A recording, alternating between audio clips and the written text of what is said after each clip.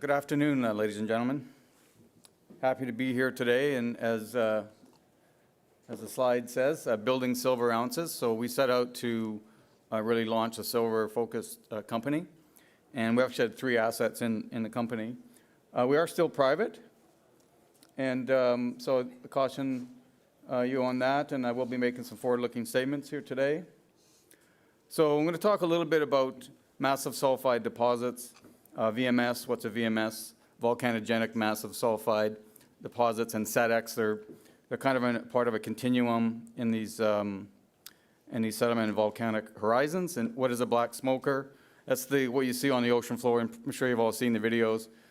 Black smokers that are spewing sulfides currently as we speak on the ocean floor. So that's where they form, and then they get thrusted up into the rocks that we're chasing now. Why it's interesting is because while a lot of these things are typically base metal rich, they also hold a lot of precious metals. And as an example, the Sullivan deposit, excuse me, in British Columbia was classified as a SADX deposit, was a lead zinc mine, but it produced over its history almost 300 million ounces of silver. So pretty meaningful amounts of precious metals. SK Creek, I'm sure everybody's heard that name, past producer, very high grade, produced 3 million ounces of gold at 45 grams and 160 million ounces of silver at about 2,200 grams. So while they tend to be base metal rich, they also can be quite rich in precious metals. So we have the Red Mountain project in Alaska. We came up with a resource recently, 15.6 million tons, coming in at 336 grams per ton on a silver equivalent basis. And we'll talk a bit more about that. So I think VMS deposits are good assets to hold, and the goal for us is really to advance this project. We see rapid growth in front of us, and ultimately we'd like to see this thing into a development scenario. So where it's located, we're about 100 kilometers south of Fairbanks. Those red lines represent some concepts of roads. So we have a potential few road options out to road and rail, which would get us down to Anchorage. So it's reasonably well situated. It's a large land package, 621 square kilometers of state-managed lands, and we're fully permitted for about 4,000 drill sites. So a lot of numbers on this, but if you just look at the bottom row here, this is the combined open pit and underground resource numbers.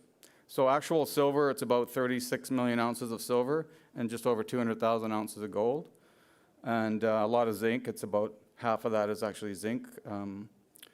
So, you know, we look at it as a zinc equivalent. It's 1 million tons of zinc at 7% equivalent, and about 336 grams silver equivalent, or on a gold equivalent basis, if that's easier, it's like 1 million ounces of gold at about 4 grams equivalent.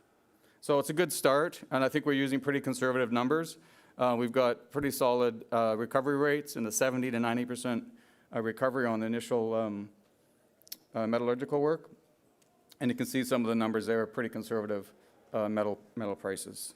So I think lots of good growth potential in front of us, tons of targets to chase. The resource is made up of 2 target areas, the West Tundra Flats and the Dry Creek, where most of the drilling has been done. About 30,000 meters makes up this resource.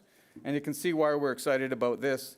You know, 6 meters of 400-gram silver and just over 5 grams gold, 1.2% copper, and pretty significant lead zinc.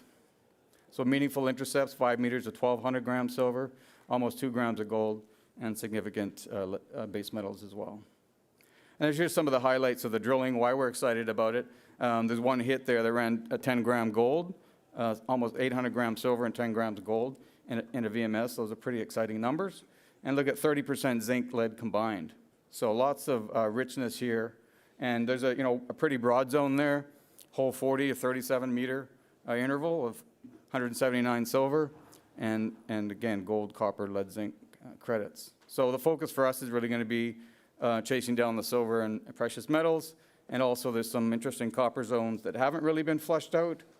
We do have a booth over next door if you want to come by and have a look for, and some more details here, but this is just showing some of the work that came out of the resource.